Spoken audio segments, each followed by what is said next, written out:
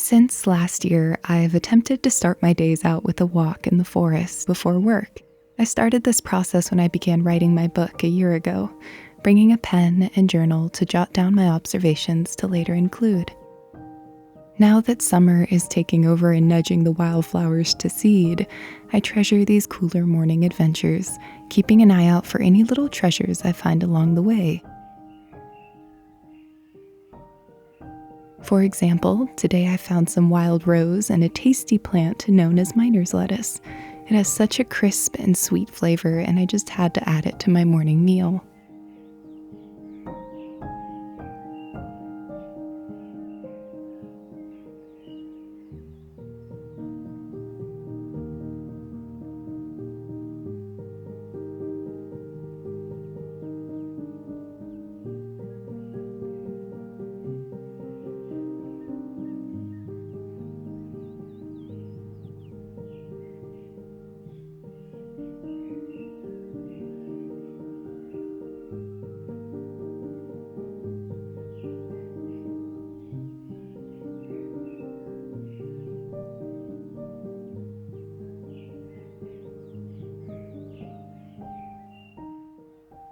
In this video, I wanted to reply to a comment that's been popping up since I started this channel years ago. If I like quiet and peaceful living on my own, why would I share it online? Doesn't that work against my more introverted nature or contradict it entirely? It's an interesting question because even though I love being alone, I need to be alone sometimes, I still deeply value human connection. And I think that doesn't contradict being a quieter person that recharges through being alone. My interior world is so vibrant and rich with complexity and interest. It's where I get all my energy, and I want to share that with others while still being true to myself. These videos, for example, are my way to nurse my mental health, to remember that on good days and bad days, there is still beauty. And it's worth observing and celebrating, even though life is never perfect.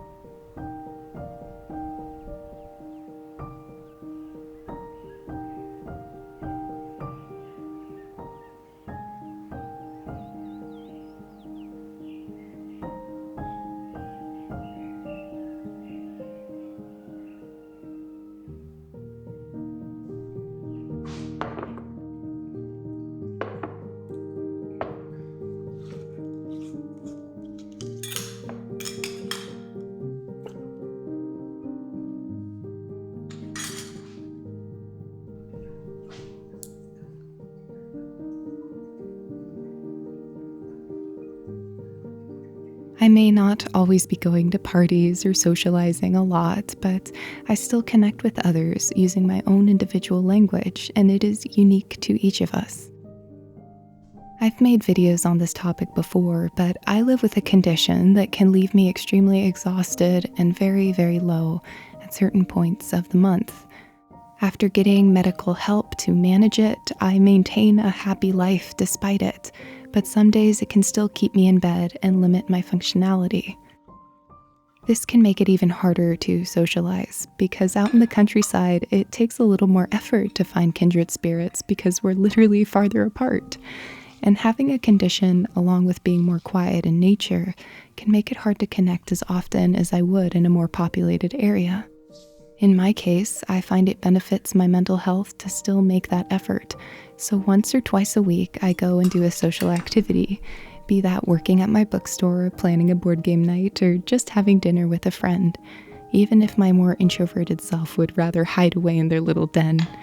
Challenging myself in those ways helps me, even though I don't always realize that in the moment.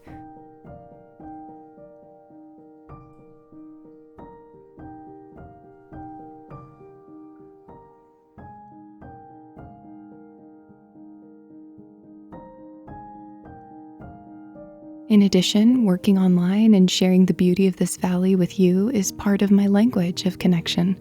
I share because I know that no doubt there are many people who may be able to relate, There is value at turning to the bright side of life when things get difficult, seeing beauty in the mundane, and celebrating moments that are often overlooked when we rush about.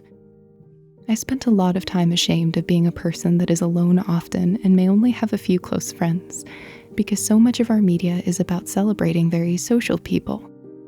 And I think they should be celebrated as long as we don't forget to celebrate every personality, be that quieter or louder, a little shy or confident. We all have a light unique within us. And with that, I thank all of you, because making these videos has hugely helped me gain confidence and grow as a person. I share things I love online, and that helps me connect in my own way, through my art, knowing that there are many ways to practice love.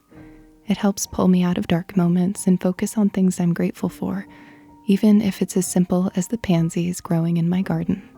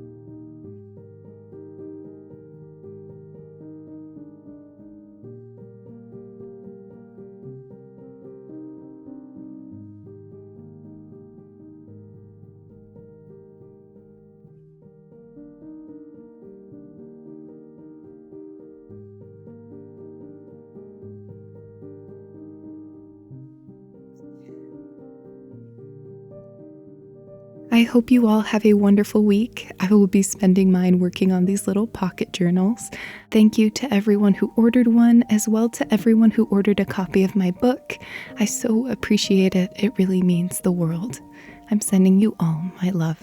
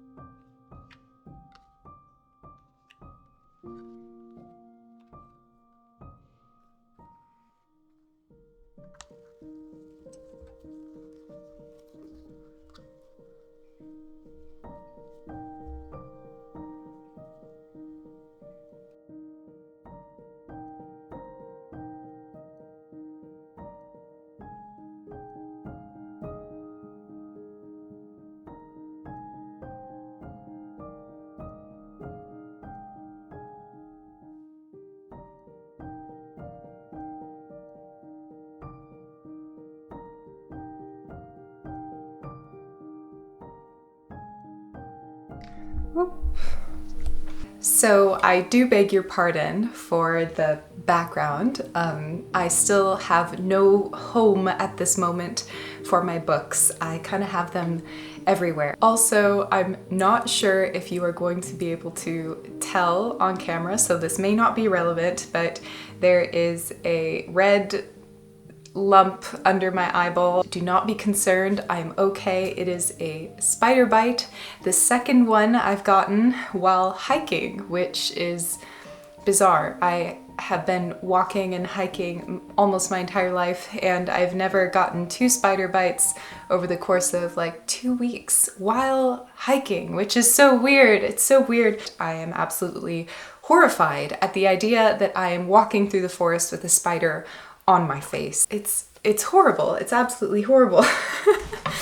I get this question a lot. I'm going to try to talk about it without giving you a lewd hand gesture, but my middle finger on my right hand looks very strange, and I've had several people reach out concerned about the state of my hand.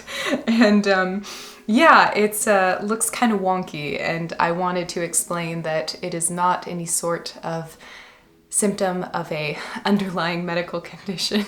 When we were children, my sister and I had a pair of princess shoes, and I wanted one of the shoes, and I ran after her to get it, and she slammed a door shut, and I happened to put my fingers in the door before she slammed it shut, and I crushed the bones of this finger and lost my nail, and thankfully everything kind of got, for the most part, repaired, but it just still looks kind of odd. But yes, I just wanted to let you know it is not a medical problem. It's just my wonky hand.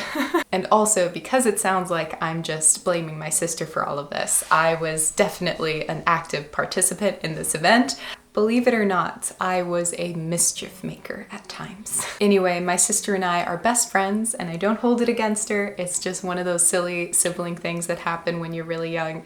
And yes, so there you go. That is my explanation for my wonky hand. All that being said, I wanted to say thank you again to all of you who have been really interested in the journals that I made and have pre-ordered my book. It has meant the world. Thank you so, so much. And yes, I would love to hear down below how it is that you connect with other people and what your love language is and how you share your light with the world in what shape or form that takes. I know that I asked a similar question a year or two ago, and I got some people sharing that one thing they do to just connect with people, even if they're not super social people, is to just smile at people on the subway or in the bus or wherever they are. And I think that's really lovely. One thing that I did recently was put a little bumper sticker on my car that had a really motivating and uplifting message to anyone who might be having a hard day. Another thing I love to do as well, which is actually a huge part of this channel, even though I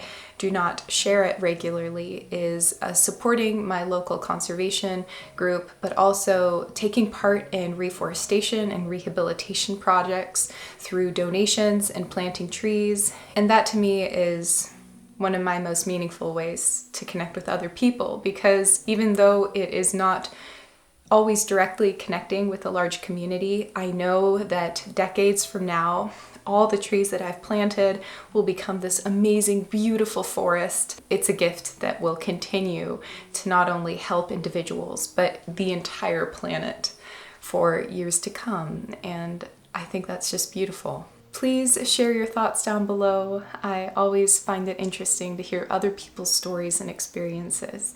And I am sending you my love, and I will see you again very soon. Bye.